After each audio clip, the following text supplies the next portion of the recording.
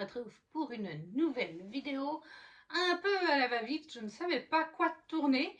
Non pas que j'ai pas des idées, j'ai plein de vidéos en retard, ou des idées de vidéos, mais j'ai eu une longue semaine et un long week-end. La semaine qui vient promet tout aussi d'être longue et je ne savais pas quand j'allais avoir le temps de filmer, ni comment choisir ma thématique. Et Aurélie de la chaîne Livromancienne a résolu ce problème pour moi, puisqu'elle a sorti ce dimanche matin 24 mars la vidéo de son nouveau challenge littéraire qui aura lieu du 1er avril au 30 juin sur 3 mois. Et il s'agit du The Witches Readathon, avec en tout 3 menus, 3 sous-catégories à chaque fois, donc 9 lectures à faire en 3 mois. C'est largement possible.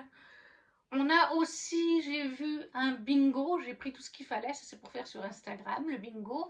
Et on a des paliers à débloquer, un livre par catégorie, 2 livres par catégorie, 3 livres par catégorie. Je vous laisse aller voir pour les détails sa vidéo d'explication. C'est un tout nouveau concept de challenge qu'elle a fait.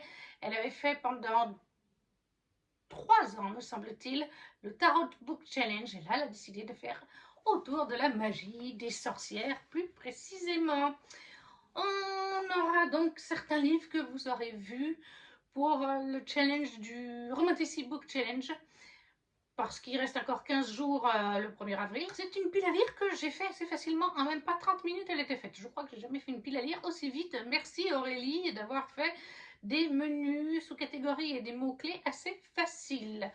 Et le premier menu, c'est l'antre de la sorcière, avec en première sous-catégorie la chaumière au fond des bois. On a en mots-clés cottage, forêt, cosy, refuge, solitude, huis clos et small town. Et là, j'ai mis les mots-clés, c'est sûr, cottage et cosy. Solitude, je ne sais pas. Small town, je l'ai mis. J'en suis pas sûre, rien n'est indiqué dessus. Et c'est un livre que j'ai reçu, qu'on m'a offert. Il s'agit d'un auto-édité, La fabuleuse histoire d'Hazel Fairywood de Elisa Sardan. Pour la petite histoire, ce livre est dans ma wishlist, oui, dans mes plus de 600 livres en wishlist sur Booknode. Et au mois de mars, du coup, oui, c'était le mois de mars, eh bien, je me suis pris Rewitched de Calix sur Vinted, avec ma cagnotte Vinted. Et la personne m'a tout de suite dit qu'elle allait me mettre un petit cadeau. Un petit cadeau. Quand j'ai ouvert, j'avais Rewitched et celui-ci. Voilà, elle m'a dit, en plus les deux n'ont pas été lus. Pourquoi elle les a revendus, je ne sais pas, mais le fait est que, voilà, elle m'a dit, je ne les ai pas lus. Et comme c'est Rewitched, c'est de la Cozy Fantasy, je vous ai mis celui-là qui est aussi de la Cozy. Et je lui ai dit, ben, vous avez visé juste parce qu'il est dans ma wishlist. Donc, voilà, un petit cadeau qui me tombe du ciel. Alors, du coup, on nous dit, un village magique, un cottage enchanté, un familier grognon. Le côté cottage, on l'a. On a donc un village. Pour moi, un village, c'est un small town. Hein. Une petite ville, un petit village, ça joue sur ce mot-clé à mes yeux. Oula, je vous avoue que sans les lunettes et sans les lentilles, parce que j'ai plus de lentilles pratiquement, donc je ne peux plus les mettre. Et les lunettes, je ne veux pas les mettre. Pas que vous ayez le spot parce qu'il est vraiment très près.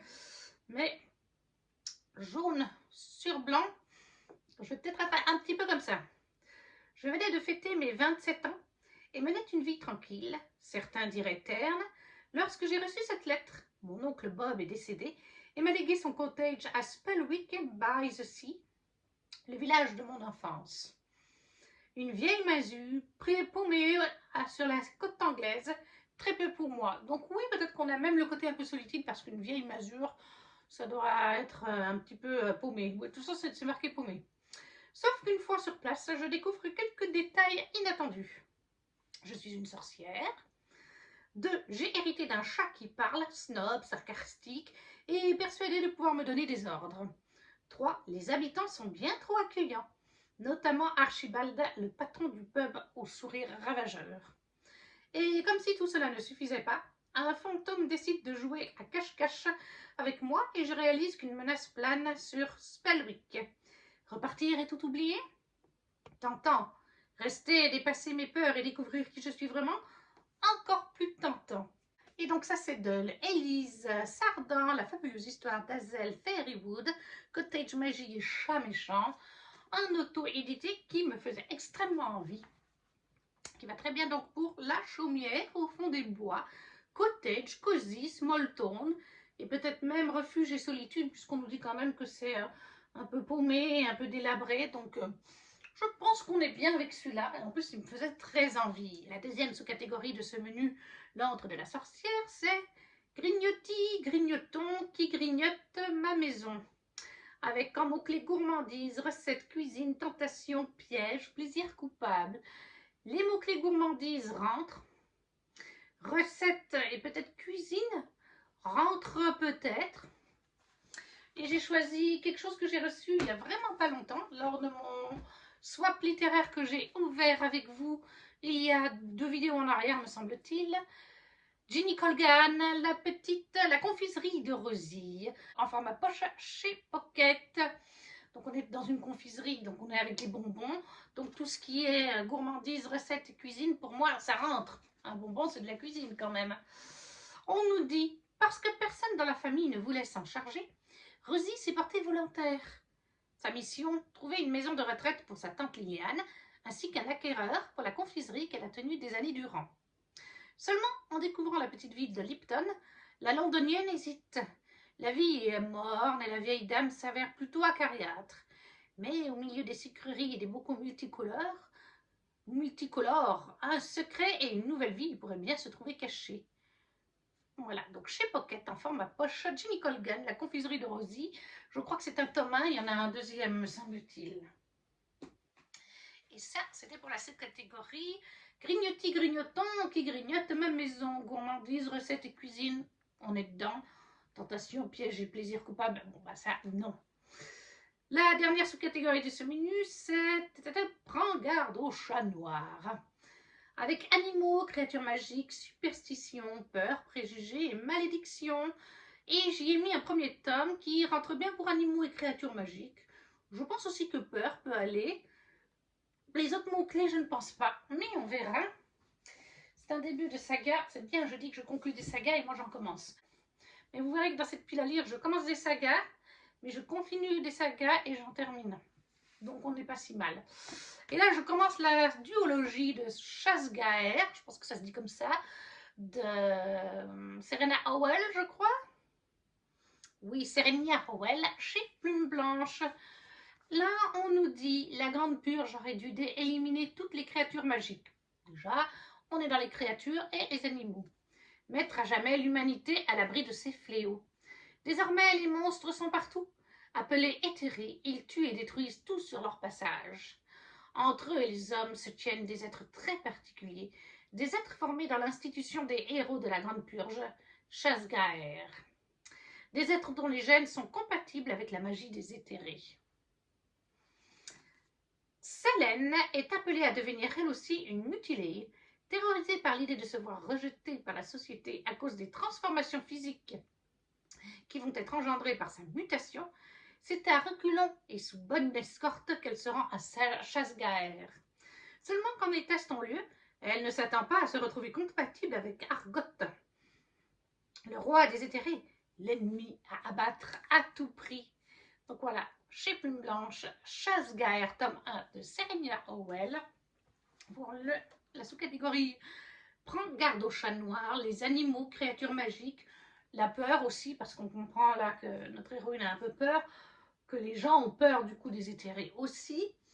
Je pense que les autres mots-clés, non, mais c'est pas grave, on en a déjà 3, ce qui n'est pas si mal. Là, c'est un début de saga, les Ginny Colgan aussi, ça nous en fait 2 déjà. Après, le deuxième menu, c'est les pratiques magiques, avec en première catégorie un grimoire ancien et oublié. On a en mots-clés livre magique, mémoire, lettres, héritage, secret de famille et relique de Mapale. Et du coup, moi j'ai joué sur le mot-clé relique de Mapale, mais j'aurais pu aussi jouer sur secret de famille, héritage. Oui, en fait, j'aurais pu. Puisque j'ai mis le deuxième tome, donc là j'avance une saga, ce qui est plutôt bien, de Lady Helen, de Goodman, Alison Goodman, chez Gallimard, je crois, Gallimard Jeunesse. Tout à fait. Dans Lady Hélène, le tome 1, on suit une jeune femme, Lady Hélène, dans les années 1800 et des bananes. Là, c'est 1812 pour ce tome 2. Et on est en plein dans l'époque Regency, où on a la reine Charlotte, si je ne me trompe pas d'ailleurs. Et Lady Hélène va faire son entrée dans la société avec les bals, il y a des poils de chat, c'est le cas de le dire, dans les bals mondains. Elle est élevée par son oncle et sa femme, donc sa tante, depuis qu'elle n'a plus de parents. Le dernier qui est décédé, c'est sa maman. Et d'ailleurs, il y a beaucoup de gens qui ont pointé du doigt sa maman pour certaines choses. Je ne me rappelle plus pourquoi elle a été pointée du doigt sa maman. Mais voilà, elle a été pointée du doigt et son oncle, je pense que c'est le frère de sa mère, est vraiment un horrible personnage. Il n'aime pas Lady Hélène, il en veut à sa sœur. Sa tante, par alliance, c'est un petit peu mieux, mais voilà, ils sont là en fait pour la faire entrer dans le monde maintenant qu'elle arrive à la majorité et lui trouver un mari. Voilà, ça c'est à la base. Sauf que Lady Hélène va découvrir qu'il existe de la magie dans ce monde, qu'il existe un groupe de gens qui luttent contre des créatures démoniaques et elle va tomber sous le charme de Carlston, qui fait partie de ce groupe, qui est une des têtes pensantes de ce groupe. Et elle va surtout comprendre au fil du premier tome que sa maman faisait partie de ce groupe, qu'elle avait elle-même un pouvoir et Lady Hélène en a hérité. Tout comme il y a des choses vis-à-vis de sa maman et finalement elle n'est peut-être pas morte d'une mort naturelle. Non, elle est certainement liée à cet aspect magique.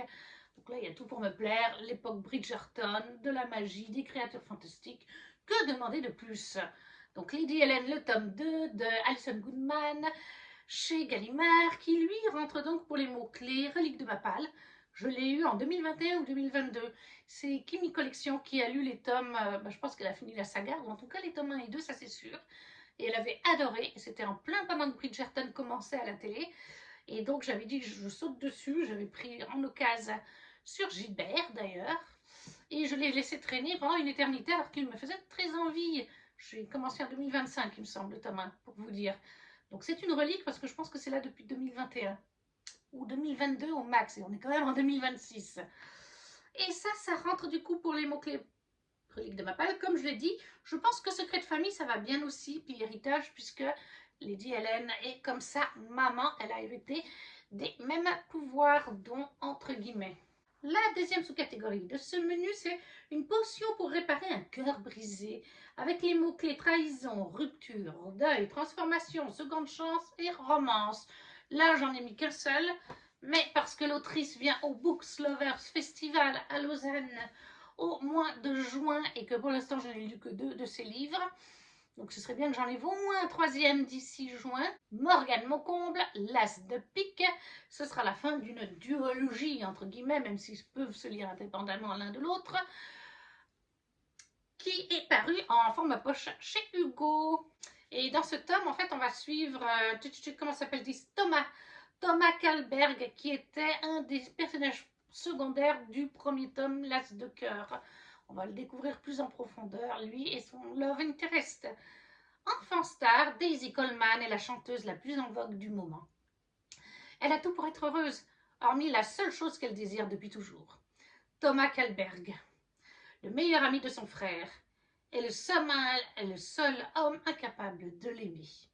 Thomas a toujours ignoré les avances de Daisy, cette jeune fille qui le suivait partout du regard. Mais le voilà de retour après 4 ans d'absence et tout a changé. En devenant son garde du corps, son seul but est de la protéger coûte que coûte.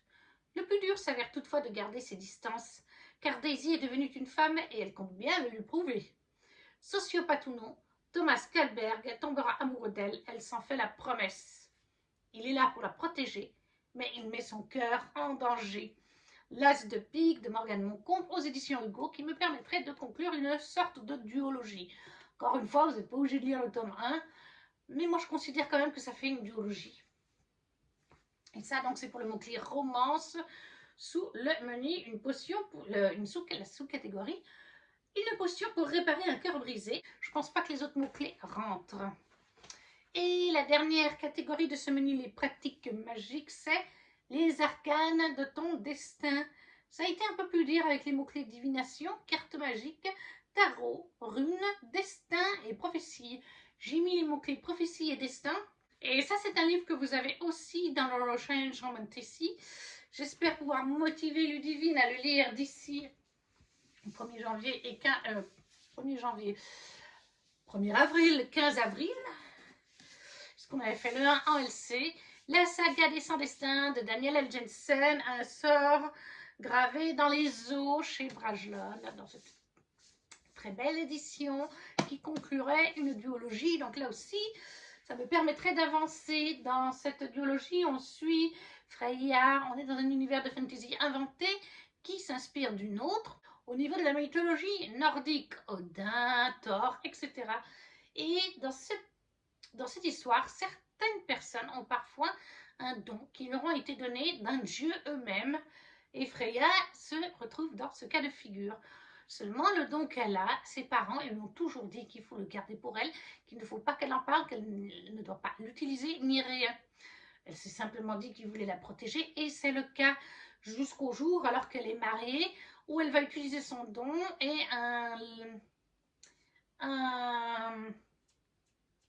c'est pas à l'Erde, hein, on est dans les pays nordiques, on n'est pas en Écosse, mais voilà, un haut placé d'un territoire nordique va le découvrir. J'ai vraiment le nom sur le bout de la langue, pourtant je le connais.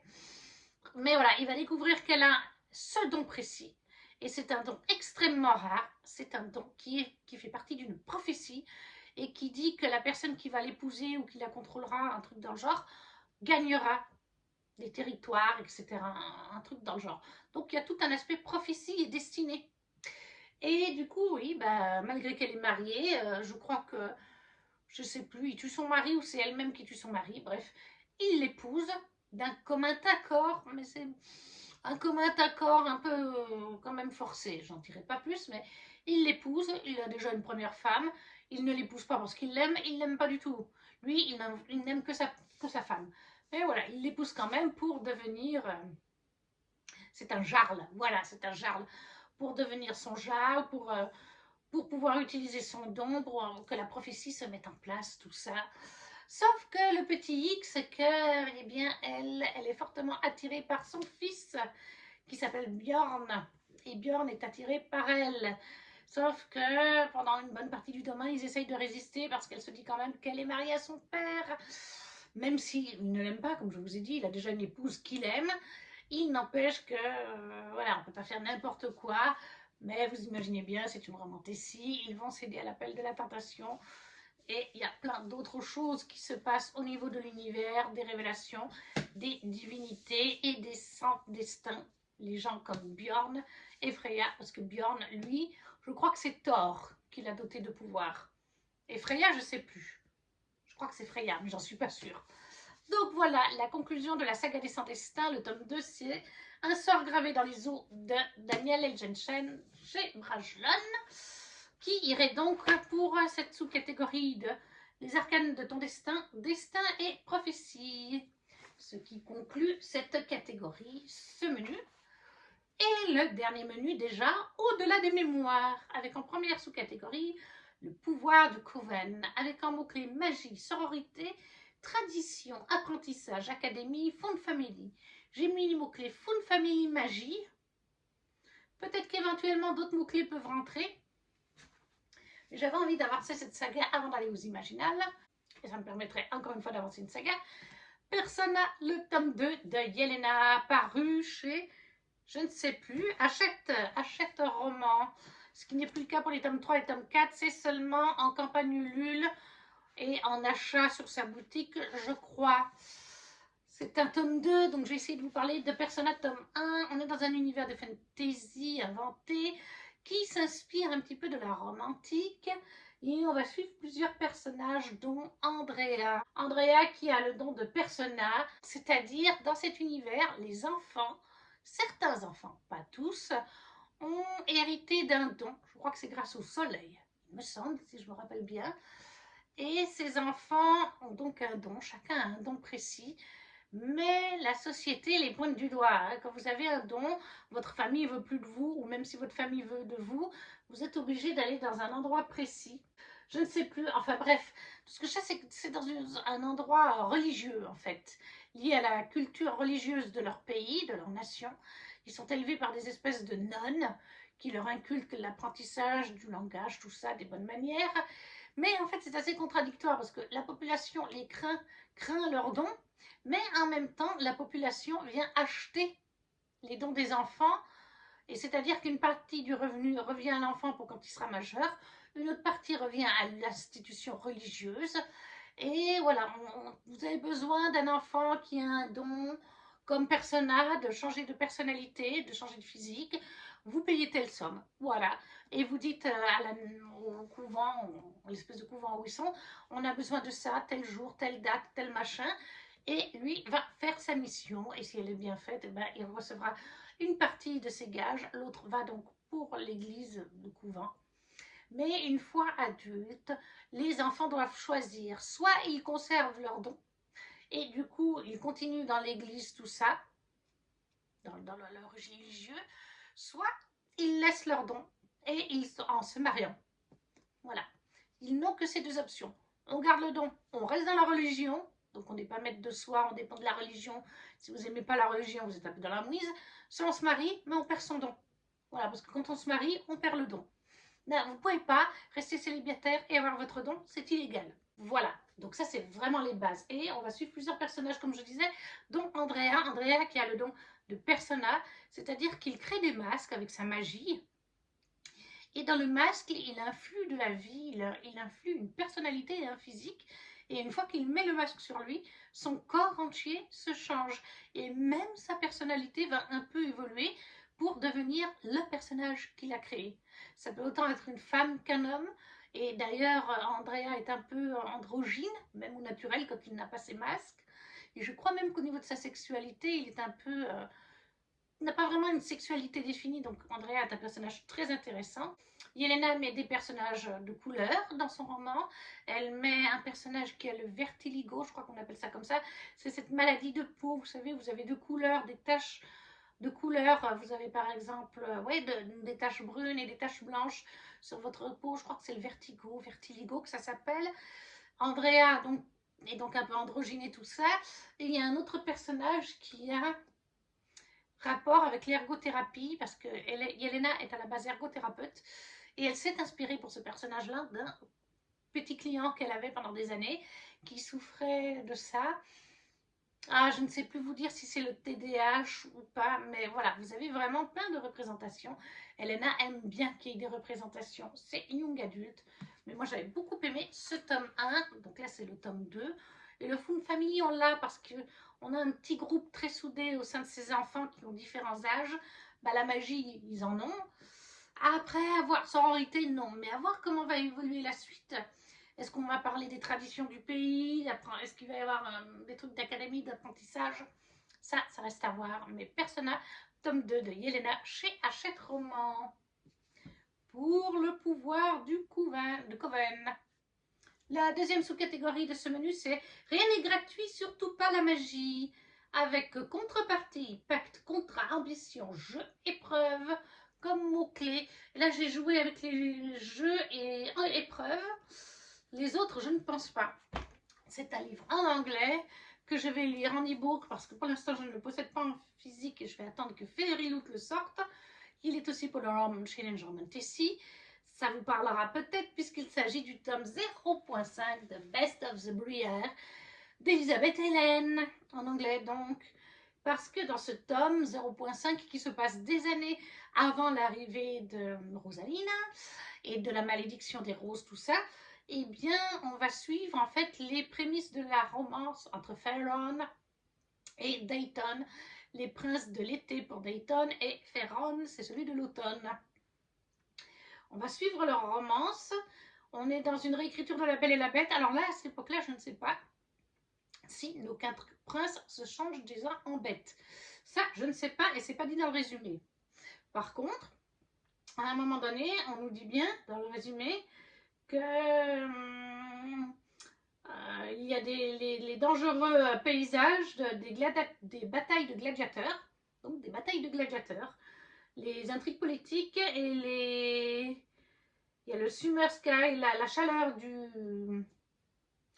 du ciel d'été, Farhan et Dayton sont sur un chemin qui vont les mener à l'amour éternel ou au cœur brisé éternel. Mais voilà, comme il y a ce côté Gladiator Battles, c'est les batailles de gladiateurs, pour moi, ça rentre dans les mots-clés jeu et épreuve. Voilà, ça me suffit. C'est tout bête, mais ça me suffit. Donc ça, c'est Best of the Breeders, le tome 0.5 sur Farhan et Dayton, des années avant l'arrivée de Rosalina, de Elisabeth Hélène. Je sais même pas, bah, du coup, moi, c'est en e-book que je vais le lire. J'attends, comme je vous ai dit, les éditions Fairy-Lutz, voir s'ils le feront, puisque j'ai les autres jusqu'au tome 4 dans ces éditions-là. Et là, c'est pour rien n'est gratuit, surtout pas la magie. Et on arrive déjà à la dernière sous-catégorie de ce menu, de l'au-delà des mémoires, avec le feu éternel qui brûle dans leurs veines. En mots-clés, on a sorcière, chasse, persécution, résistance, survie, marriage, vengeance. Les mots-clés sorcière et chasse rentrent totalement dedans. Persécution, d'après le résumé pour moi, oui aussi. Les autres mots-clés, ce sera à voir. Et là, c'est un tome 1 aussi. Il s'agit de Là où poussent les coquelicots. Oui, c'est bien juste, de Nox, tome 1 chez Plume Blanche, qui n'est pas encore paru, je tiens à le préciser. Et je me le suis mis aussi parce que j'ai des forts soupçons sur le fait que Nox, non mais je crois que ça a été, je crois que Nox l'a annoncé sur son Instagram, elle sera au Gimaginal fin mai, donc je voudrais bien avoir commencé cette saga. Je ne sais plus si ce sera une duologie ou plus par contre. On nous dit, tout le monde s'accorde pour dire, malgré l'annonce de sa mère, que Kat Evander ne mérite pas d'être celle qui deviendra chef du clan d'Athéna. Elle n'est ni une grande guerrière, ni suffisamment sage pour prétendre à ce rôle, ce qui n'est d'ailleurs pas pour lui déplaire. Kat n'a pas l'ambition de succéder à sa mère, et pour cause, elle rêve plutôt de suivre la voie des Kat, la déesse des ombres et de la magie. Seulement, le culte de cette dernière est interdit, et tous ses adorateurs ont été exterminés des années auparavant par les soldats d'Arès, d'où le côté persécution peut-être, puisqu'elles ont été exterminées. Lors de sa première saison, Kat se retrouve tiraillée entre son devoir et sa réelle identité.